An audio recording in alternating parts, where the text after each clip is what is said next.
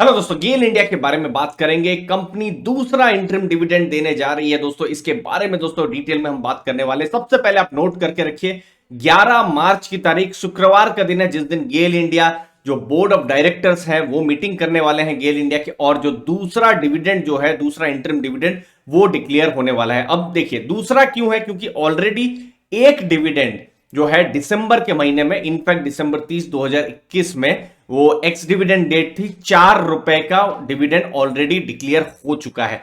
तो 4 रुपए प्लस कितना डिविडेंड होता है, आप जरूर कमेंट सेक्शन में बताइए आपका क्या एक्सपेक्टेशन रहेगा डिविडेंड की। अगर आप स्टॉक प्राइस को देखेंगे तो अभी गेल इंडिया का शेयर प्राइस 155 रुपए के आसपास है। डिविडेंड की बात हो रही है तो डिविडेंड का रीसेंट हम डेटा भी देख लेते हैं। तो 4 रुपए का जो हमने बात कही, तो वो एक्स डेट थी 30 दिसंबर को। अभी हमको पता चलेगा कि क्या नया डिविडेंड आने वाला है। तो जो भी एक्स डेट है, रिकॉर्ड डेट है, पेमेंट डेट रिलेटेड जितनी भी इंफॉर्मेशन हम आपके पास पहुंचाते रहेंगे। चैनल को जरूर सब्सक्राइब करके रखिएगा दोस्तों। अब दूसरी चीज, पिछला फाइनेंशियल ईयर हम देखें तो 2 बार डिविडेंड आया था। जनवरी 2021 में 2.5 रुपए का, फिर 2.5 रुपए का डिविडेंड आया था, फिर मार्च में मतलब इसी समय में ऑलमोस्ट डिविडेंड आया था। तो टोटल 5 रुपए का डिविडेंड पिछले फाइनेंशियल ईयर में था। उससे पहले उसी समय में बाईबैक भी गेल ने किया था, और जो 2019-20 का जो फाइनेंशियल ईयर था, मतलब जो कोविड से जस्ट पहले का फाइनेंशियल ईयर था, तो 6 रुपए 40 पैसे का डिविडेंड था। तो इस बार बहुत ही इंटरेस्टिंग होने वाला है कि गेल कितना डिविडेंड देता है। लेकिन हम जब गेल की बात कर रहे हैं तो कंपनी ने रिटर्न अपने लॉन्ग टर्म और शॉर्ट टर्म इन्वेस्टर्स को कैसा दिया है, तो दोस्तों यहां दो आंकड़े लाया हूं। पहला आंकड़ा सिर्फ 2022 का वाईटीडी डेटा है। तो हम देख सकते हैं लगभग 18% बढ़ा है गेल इंडिया का स्टॉक प्राइस। 132-33 के आसपास था जब ये साल शुरुआत हुई थी, और अभी 155 रुपए के पास में। मतलब अगर आप देखेंगे 2 महीने से कुछ दिन ज्यादा हुए, तो एक अच्छा खासा रिटर्न इन्वेस्टर्स को मिलता है। लेकिन आंकड़े कभी कभी हमको एक गलत अंदेशा भी दे देते हैं।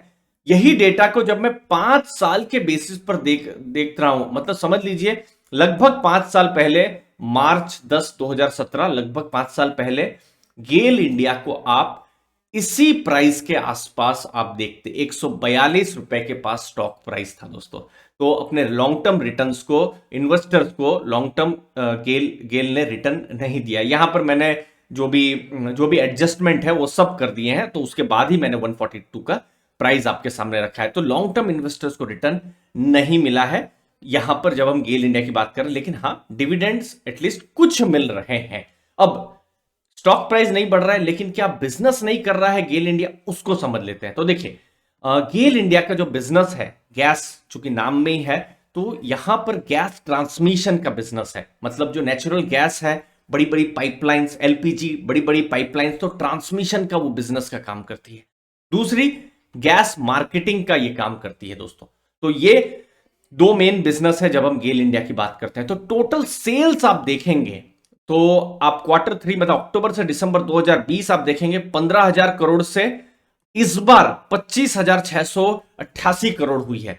मतलब हम देख रहे हैं अक्टूबर से दिसंबर 2020 से लेकर 2021 जो 3 महीने हैं, सेल्स बढ़ी है। मतलब एक पॉजिटिव नंबर है बिल्कुल। अब सेल्स बढ़ी है तो मार्जिन कितने हैं, क्योंकि देखिए सेल्स तो उन्होंने कर दिया, लेकिन सेल्स करने के लिए खर्चे भी तो है ना। जैसे इंप्लॉय हैं, इंप्लॉय के खर्चे हैं, फिर उन्होंने जो भी सामान खरीदा उसके खर्चे हैं। तो लास्ट में मार्जिन आपके लिए इंपॉर्टेंट है। तो पिछली बार 2,391 करोड़ का ग्रॉस मार्जिन था, जो इस बार 4,879, मतलब 4,900 करोड़ के आसपास मार्जिन। और मैं कैलकुलेट करूं, इनफैक्ट मार्जिन इस बार इंक्रीज हुए हैं, जो कि एक बहुत ही बड़ा पॉजिटिव है। ये जो मार्जिन अगर आप देखेंगे तो लगभग अभी फिलहाल 19% के आसपास ये मार्जिन हो रहा है, जो कि एक स्ट्रॉन्ग मार्जिन कहे जा सकते हैं। तो कंपनी प्रॉफिट कर रही है, सेल्स कर रही है, और चूंकि लॉन्ग टर्म में गैस एक थीम भी है, क्योंकि जो इंडिया की जो एनर्जी मिक्स है, वहां गवर्नमेंट का प्लान है गैस को 6% से 15% को लाना। तो गैस कहीं भी रहेगा, नेचुरल गैस का ट्रांसमिशन की बात रहेगी, तो गेल कहीं ना कहीं इंपॉर्टेंट भूमिका अदा करता रहेगा। अब क्या क्या इवेंट है, पहले तो मैं कहूंगा क्वार्टर 3 के बहुत जबरदस्त रिजल्ट आए हैं। क्वार्टर 4 भी एक्सपेक्टेड है कि अच्छे रिजल्ट आ सकते हैं, क्योंकि गैस प्राइसेस ऑलरेडी जो जियोपॉलिटिकल इश्यूज के लिए थोड़े से ऊपर में है। पुराने वीडियो में मैंने बहुत डिटेल में बात की थी। अब यहां पर गैस ट्रांसमिशन और ट्रेडिंग दोनों बिजनेस स्टीडी रहने का एक्सपेक्टेशन है। लगभग ट्रांसमिशन का बिजनेस 5 से 6% इंक्रीज भी हो सकता है, तो ये एक पॉजिटिव चीज होगी। दूसरा, गेल कुछ पायलट बेसिस में भी काम कर रहा है, क्योंकि सीएनजी स्टेशन आप गेल के नहीं देखेंगे, लेकिन वो प्लान कर रहे हैं 100 नए सीएनजी स्टेशन भी बनाने का। तो यहां पर कैसा बिजनेस रहता है, मार्जिन रहेगा, ये फ्यूचर में देखने वाली बात रहेगी। और जो जो जो सिटी गैस डिस्ट्रीब्यूशन है वहां पर हाइड्रोजन के साथ भी वो पायलट कर रहे हैं। तो ये सब कुछ इवेंट है जो जो लॉन्ग टर्म के लिए भी एक एक हम लोगों को बिजनेस के बारे में कुछ आइडिया देती है। बट फिलहाल बिल्कुल शॉर्ट टर्म में बात करें तो 11 मार्च का वेट रहेगा। कमेंट सेक्शन में बताइए जरूर कि आपकी क्या एक्सपेक्टेशन रहेगी गेल इंडिया से, गेल इंडिया के डिविडेंड से। मुझे उम्मीद आपको वैल्यू मिली होगी दोस्तों। आपके कीमती समय के लिए बहुत बहुत धन्यवाद। थैंक यू वेरी मच दोस्तों।